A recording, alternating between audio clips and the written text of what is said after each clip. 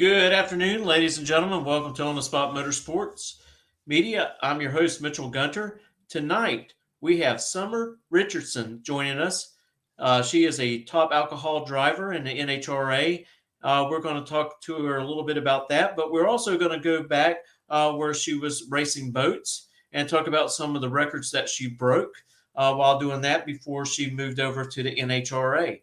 So before we get started, we'd like to thank our sponsors that make everything happen.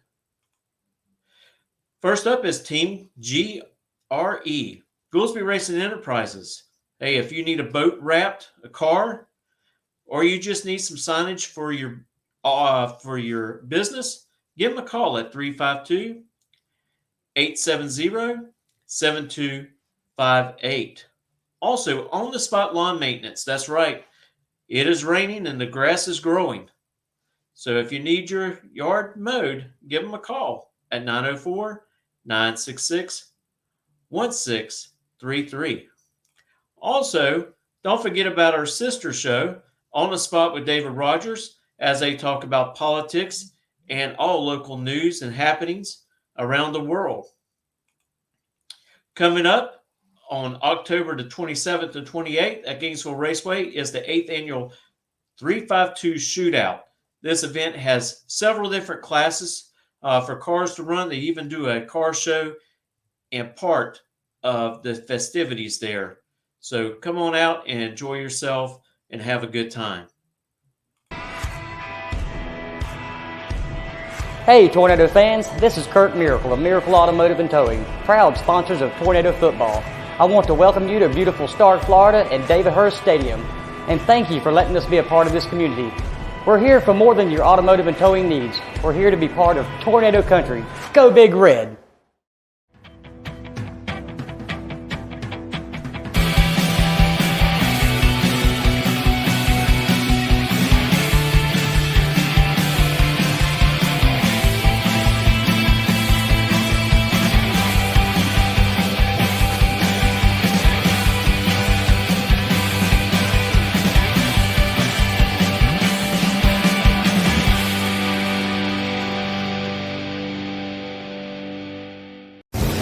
60 years of innovation, 60 years of attention to detail, 60 years of rigorous testing under race conditions is what makes ATI Performance Products great. ATI has been helping racers like you reach the finish line first. Today, we manufacture a wide range of high-performance parts that are track-tested and race-proven. We're passionate about performance, and that passion is what drives you to the finish line first. See everything ATI has to offer at ATIRacing.com. All right, Ms. Richardson, thank you for taking time out of your busy schedule to visit with us tonight and talk a little bit about motorsports and your career. You know, you started it off running boats, and now you're in a top alcohol dragster. But I know your goal is to get to the nitro category. Correct. Thank you, Mitchell, for having me on the show tonight with everything. I believe you actually are my first podcast live ever, believe it or not. So thank you for having me. Yes, Top Fuel Nitro is the goal. That's what I'm working towards. And it's been the goal as of about 4.5 years ago when I actually started racing on asphalt from racing on water. So. Well, to get started, when did you actually get involved and start racing on water? Well, it's kind of a little bit of a long story, but I grew up around boats, and it goes back to even growing up, watching my dad drag boat race all through the 80s and a little bit into the 90s. And we've always been a boating family. We've always been a performance family. And so from there, we kind of got into power boats. We had friends that were building power boats at the time. And the next thing I knew, I was 14 years old, and we had our first twin engine boat in the family. And I told my dad, I said, hey, I want to learn how to drive this twin engine boat. And ever since then, I kind of really loved being on the big power boats. And so our family and even my husband's family, we've all been involved with the power boats. And they started having these events called Desert Storm out in Lake Havasu City, Arizona.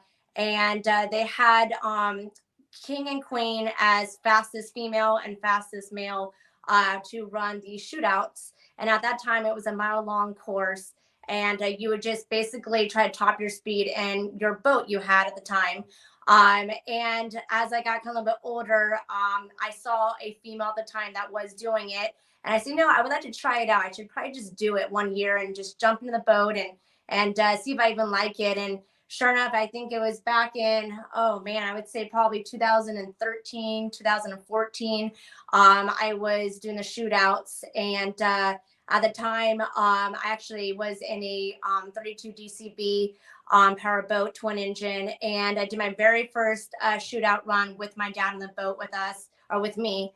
And then from that point on, I did it for about 5 years after that, and topped my speeds and was the solo fastest female powerboat driver as Queen of the Desert.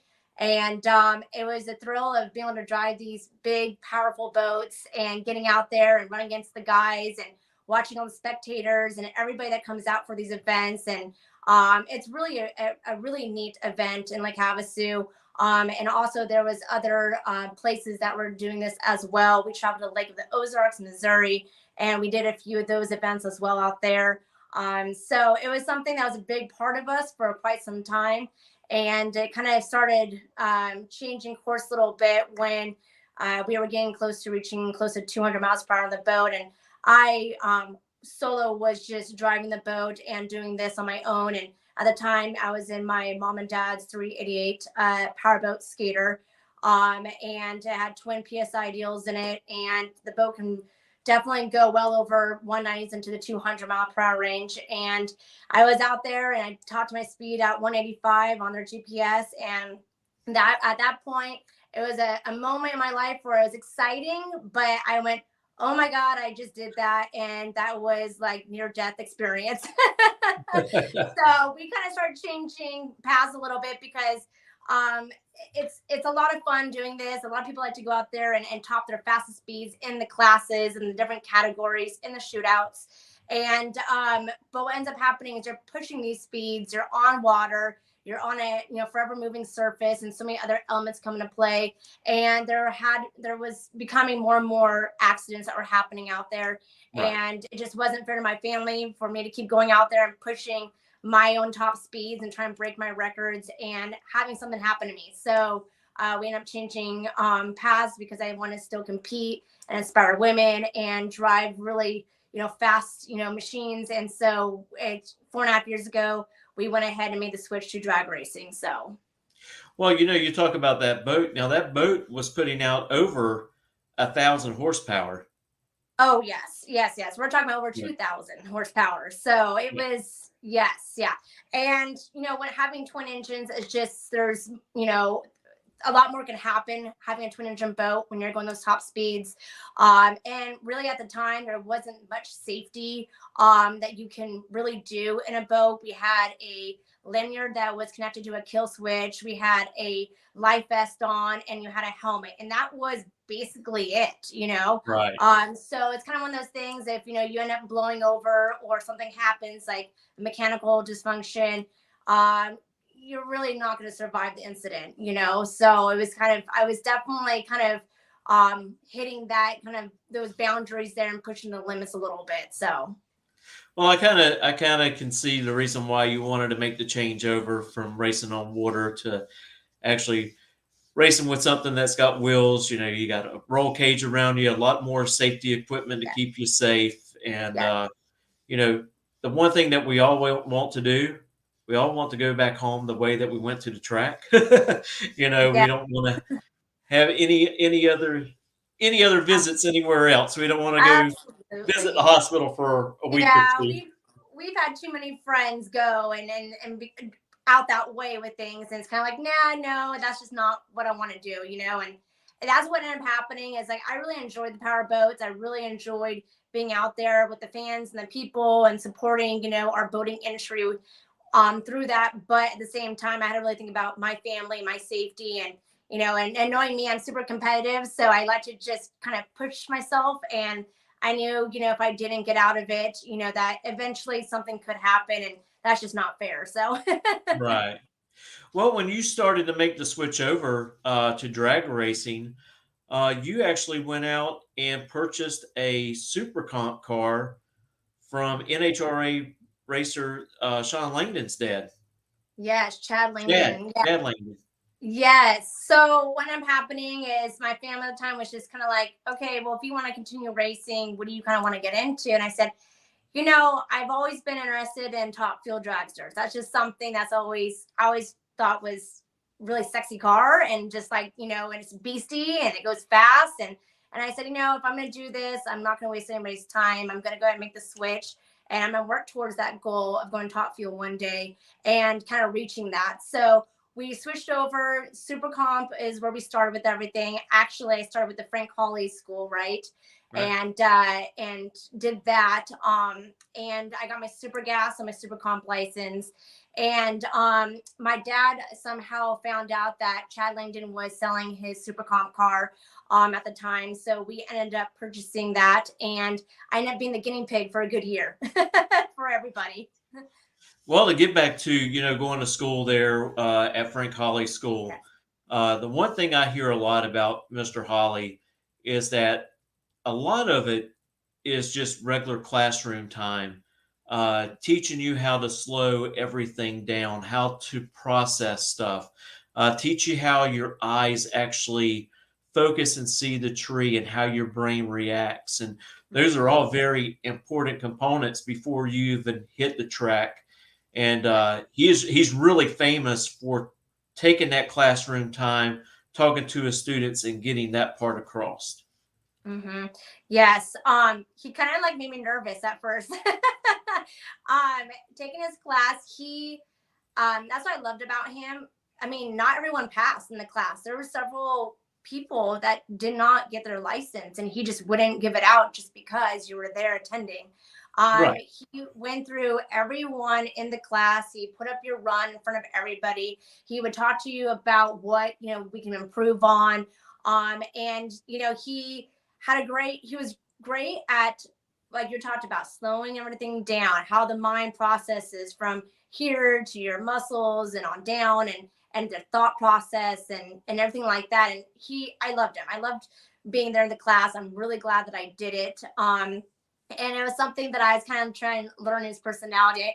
I figured when he came over to you next in line, because he would go through everybody in the class, and once he kind of got to you, he had nothing to say, and then he moved on to the next person, you knew that you did good. Yes. And I'm glad he is that yes, that way, because he wants to keep every driver safe. And if absolutely. you're not quite ready for those licenses, you don't get them, and that's the way it should be. Mm-hmm. I agree with him 100%, because it's very important keeping that driver safe and the competitor next to him down the track. So yes. my hat's off to him for doing that. And I tell you what, another instructor that same way is Roy Hill. Me and Roy Hill, we've got to know each other very well over the past couple of years. And Roy will pull somebody out of the car and make them sit up in the bleachers and watch. Absolutely. And then he'll come back to him and said, "Are you ready to listen to me and do what I say? I'm trying to keep you safe. I don't want you to do something on your own, because you're here to learn, not do what is natural for you." Right. And so them are really key parts. Yes.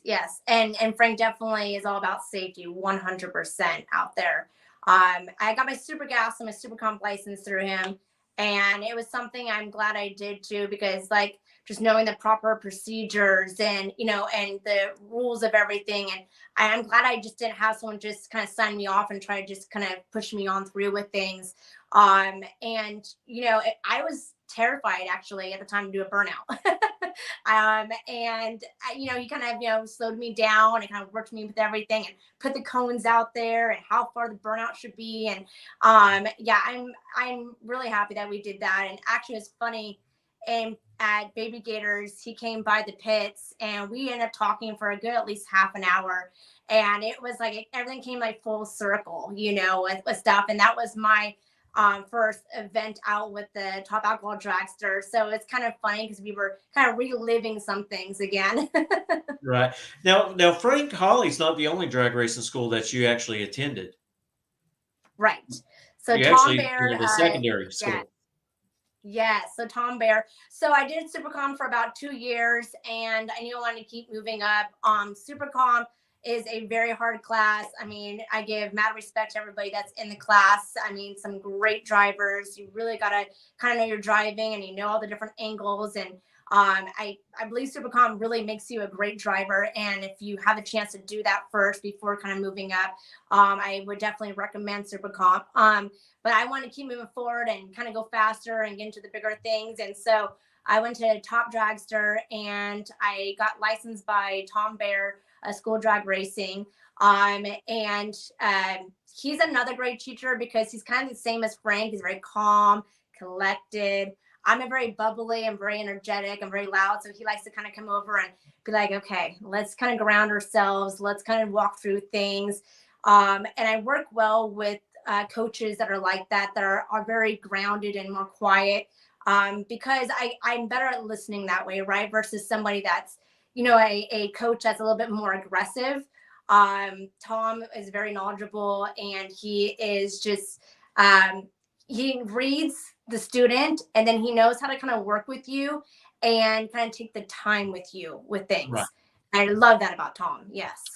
And I think there's another top alcohol dragster driver that went through that same program with him, and that was Madison Payne.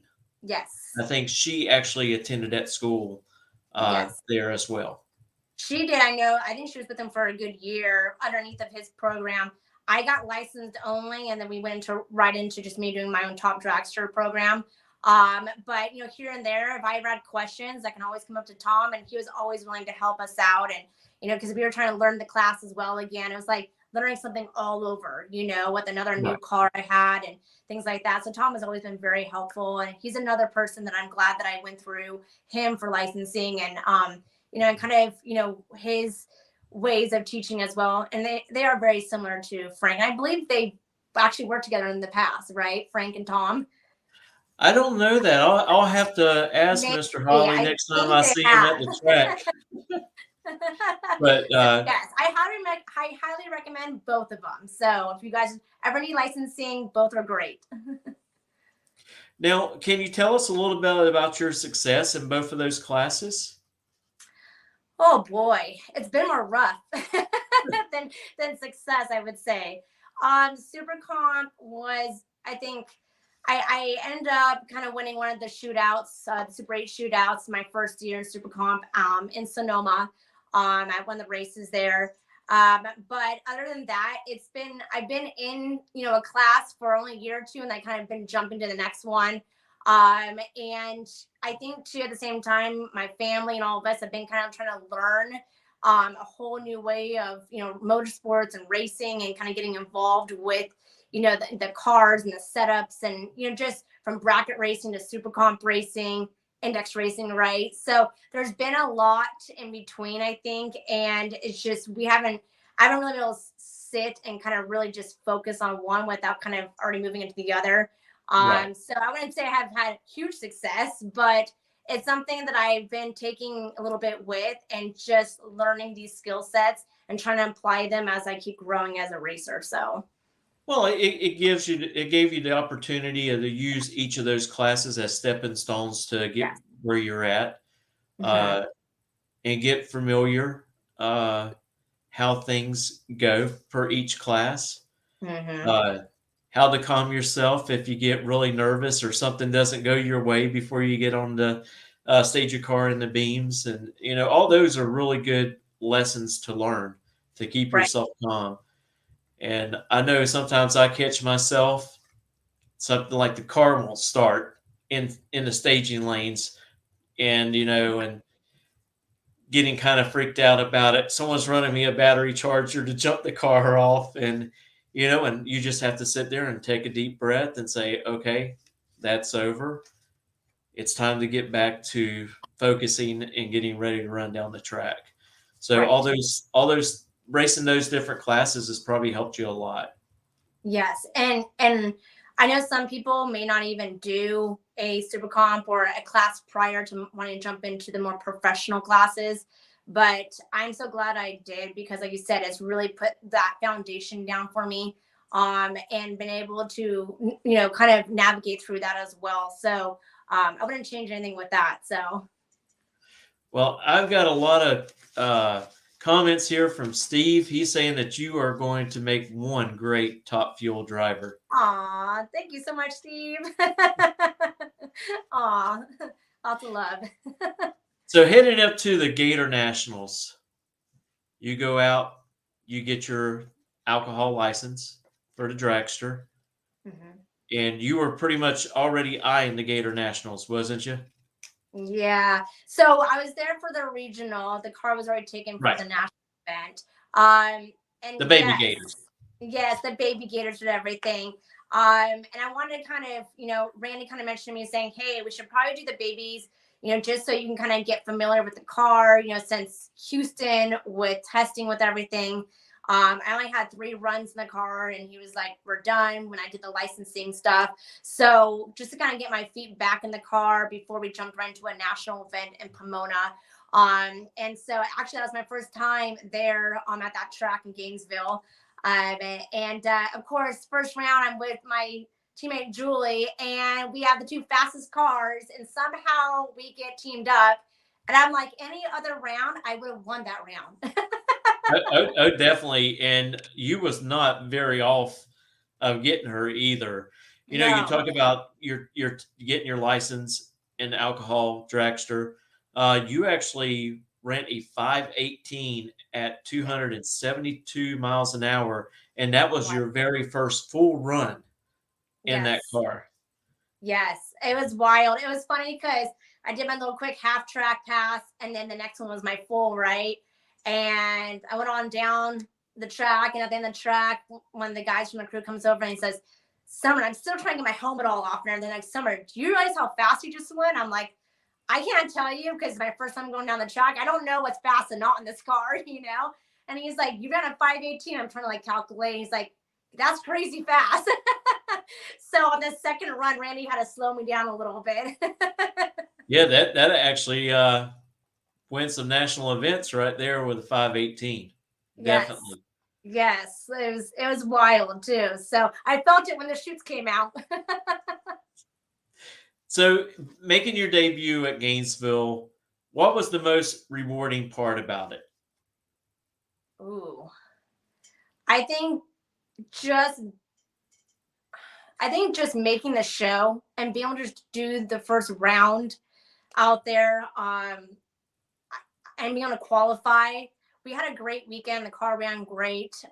Knowing too, like for myself, that I did well performance wise, and I was able to kind of get that, kind of done and know that, everything went well. But just to be able to qualify and making the show, that was already exciting enough for me. Just to be able to go down and make a, first round pass. So. And don't get me wrong. If I'm wrong, let me know. But when you run regional events like that, it's only 8 cars, correct? That make the 8 field. cars. That's it. So you got all these cars there already. They're competing in the regional, getting ready for the Gator Nationals. So I don't know how many actual top alcohol cars were on the property, but it was more than 16. It was busy. Yes, it was full and everyone fighting to get in. And yeah, I qualified, I think, second for the first 2 qualifiers. And then I got bumped either 4th or 5th at the very last qualifier. But yeah, I mean, just to even be holding that place and in the qualifying and be able to make the show, knowing only 8 was able to get in, that was pretty exciting. So yeah, and that's a hard task to do. It is a really hard task with that many cars on property, and everyone's trying to wiggle their way in, trying to hit the bump spot. There's some that actually went a couple rounds at the Gator Nationals that didn't even get into the regionals. So right. I mean, literally, kind of like my thing in Vegas just recently. I mean, I'm in semifinals for the 4 wide, but I didn't qualify and make it for the regional. It's like crazy. Right. And now when you were out in Vegas, you actually made it to the semifinals in the 4 wide. Yes, made it to the semis. and Pomona, then my first national event, made to the semis as well. And I was just, I think doing the 4 wide, that's my first time ever doing a 4 wide. So it was a little bit, kind of nerve wracking at first. On my first day of qualifying, I had the 2 inner lanes, 2 and 3, and those are kind of the hardest ones to kind of run. And then when we did qualifying for the second day, I was able to get the outer lanes and get the kind of full effect. And some people have different opinions about the 4 wide. I think once I kind of got it, it didn't bother me as much, and I was just excited just to be racing on race day. So How does it make you feel to see young ladies, young girls come by your pit area and want an autograph? oh, I love it. I love like the fans and when like people come by, especially the kids. I've had kids like do little like paint rocks for me and do drawings, and I mean I have some of them here in my office, and if I can, I'll even try to put them in the car and let them sit in there and get a picture. And I've done that even since Super Comp days. I think that's great, to be able to put the kids in the car and let them get the feel and ask questions and take pictures. I mean, that's our next generation coming up through motorsport. So absolutely. I love it. I love seeing the fans. So Yeah, there was quite a bit of young ladies around the pit area when I came down to see you and stopping by and looking at your car, and that's the one thing I love about our sport, NHRA. It's open for women, men, to come out and compete. And I tell you, y'all ladies are pretty tough to race oh yeah. in every category. I was talking about racing some of the female racers that we have out there bracket racing. They're ready to cut your head off at the tree, Oh yeah. and just all the competitiveness of it is just great for the sport. And there's more and more young women getting into motorsports across the board, everywhere, and I feel like women though are even more competitive than the men sometimes. Yes. I believe so. So, where's your next race going to take place at? Oh my goodness. So I don't have a race until August in Brainerd. So yes, I was only signed in the car for 6 races this season. So basically I have Brainerd, and after that I'll be back to Vegas for the regionals. So Okay. yeah, I know I got a little bit of a break in between. I want to be able to be racing in between, but again, the car and other drivers, and we're all kind of like trying to fill in those other spots on other race dates everywhere. Well, I know what one of your goals is to win. You want to be able to do that. And with the times and stuff that you ran at Gainesville, uh, if you beat Julie, there's a very good chance that you walk away with with the Wally Yes. at the Baby Gators. Mm-hmm. Yeah, and there's, like I said, I jumped into this next, into Top Alcohol Dragster just to try to get my feet wet, get some race strength my belt. I know I wasn't gonna be able to get a full season in, but just having the opportunity to be racing in Top Alcohol is something I've been working towards. Being able to get the sponsorships and and be able to get a team together and be able to be out there and kind of level up into Top Alcohol was really my goal for this year. So the fact that I've been able to get a couple of races in and I got 2 more, that's exciting for me. Of course, I'm working to get more races in and be able to kind of fill up maybe, something for next season. I'm already working on next season things. So I never stop marketing. So, what kind of sponsors are you looking for to help you along in your adventure? Oh boy. I think just sponsors that I'm going to kind of that represent me as well as far as who I am authentically as a racer. I I am all about, anything with like, fitness or, stuff that's a little bit more edgier or, I like to be outside the box. So any Right. sponsors that are kind of looking to be more outside the box, I mean, I've always been that person. I know something too, like my goal is to eventually go top fuel, right? And I think one of my biggest passions, other than racing, is rescues and horses and things like that, right? I have 10 rescues on my property, and I've been riding horses since I was 5 years old, and that's been a really big other passion of mine other than motorsports. And to go top fuel and eventually maybe do something with a organization, that helps animals in some way, or dogs or something like that, to be a voice and be that billboard out there for them and be a part of something that gives back is truly what I would love to race for. So kind of like Right. race for rescues or race for a cause. That'd be more to me than, I mean, winning is obviously one thing, but making a difference using my race platform is really like the kind of why I want to continue racing and building on that platform. So Well, it actually gives a marketing partner a great opportunity to invest something early with Top Alcohol. And if they're on board and they love it, yeah, you may have a sponsor that you can just take right over to top fuel. Nitro, Top Yeah, Fuel, yeah. build that partnership little by little. Mm-hmm. And it's all about relationship building. I get people that I've been dealing with sponsorships from the boating days, and I've always, worked with, people to get the sponsors. And that's something that I've always done is the marketing side. I had my own social media company for about 6 years, and I sold it just last year. And so our, Sweet Motorsports brand comes from social media as well, and the powerboat side. And so marketing has always been in the, in the forefront of things, with our motorsports. And so, working with partnerships or sponsors has always been something that I'm very familiar with and comfortable with. And, people have asked Summer, how do you get these sponsors or these partnerships? And it's building relationships and, Yes. and asking. I mean, they can tell you no.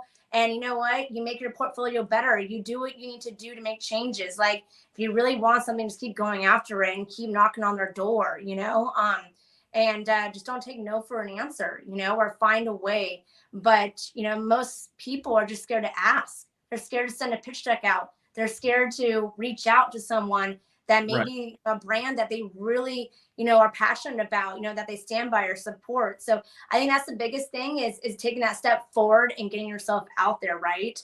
And that's something that I'm very comfortable in doing. And there are a couple, sponsors or people that I have in mind currently right now, and that's something I'm already working on and working towards. And I like working with, partnerships that, love who I am as an influencer and a racer. And my biggest thing is, I have brands that come to me all the time that, want to work with me. And, if it's a cigarette company, and it's hard for me to say that I love cigarettes and I don't smoke, like I've Right. had something like that in the past. I'm like, I can't fake smoking because that's just something I don't do, So there's things like that I will not do because that's not authentically who I am and what I support or what I love, So I agree with you 100% there. And networking it's a real big deal. I know, for instance, with me starting this podcast, Mhm. I've got around talking to drivers. I've known Erica Anders for a while.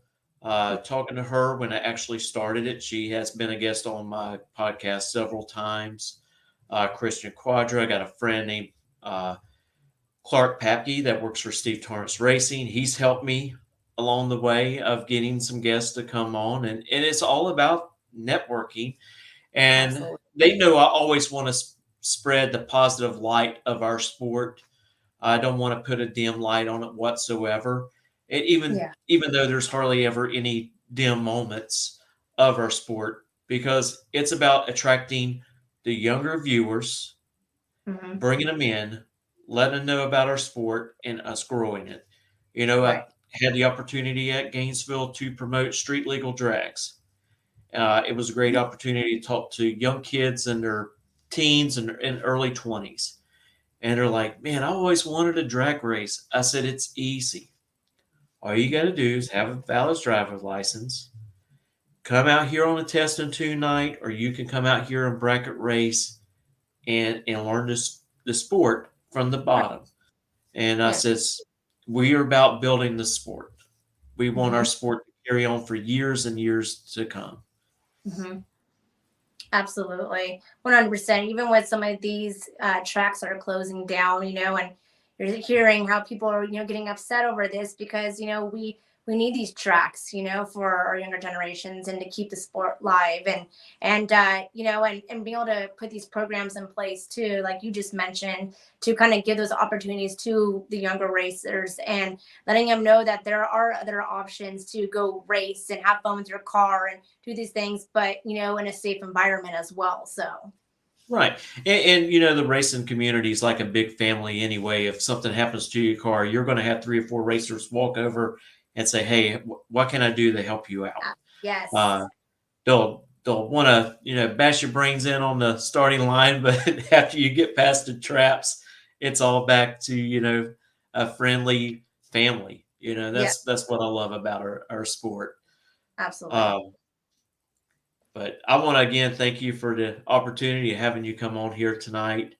Uh, do you want to mention anybody that works on your car before we go, and also how they can follow you on social media?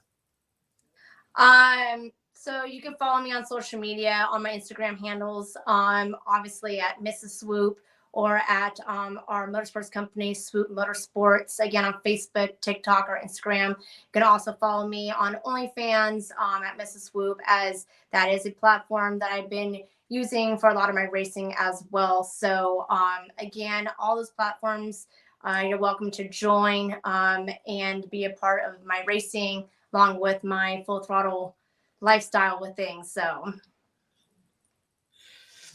Is Randy Meyer going to be helping you anymore in Brainerd, and when you return to Las Vegas to finish up?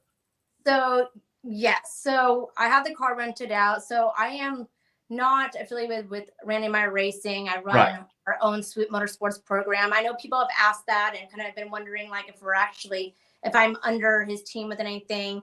No, I am not. Sweet Motorsports is who I race for and our motorsports program. And so yes, Randy is crew chiefing along with his crew on the car that I will be racing for Brainerd as well for the regional in Vegas. Well, I'll tell you what, you got a guy that's helping you out with crew chief Yeah, duties. Very yeah, smart. They won a lot of national championships, and yeah. I see that his daughter is getting back in the car for a little while Mm-hmm. here and there. So that's great. She's a great racer and a wonderful family. Yes, yes. Randy's great. I've been learning a lot from him and happy that I'm having the opportunity that I have this season with him and learn as much as I can as well. So All right. Well, I do appreciate it. I wish you the best on the rest of your season. Hopefully, you'll pick up a win up there in Brainerd. I'll be rooting for you and watching. But again, thank you, and we'll try it again to have you on at another time.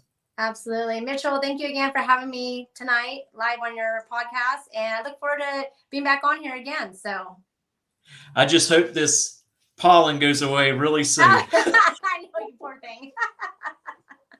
Oh my goodness. Well, thank you for bearing through it with me. No problem. Thank you so much, and have a Thank you, wonderful afternoon. Mitchell. Have a good night. Good night. And there she goes. We want to again appreciate everyone coming on board tonight and watching this at On the Spot Motorsports Media. Don't forget this weekend the Ford Wide Nationals, the Circle K NHRA Ford Wide Nationals take place in Charlotte at ZMAX Dragway. NASCAR will return to racing at Dover, and the next truck race will not happen until May the 6th, and that is in Kansas.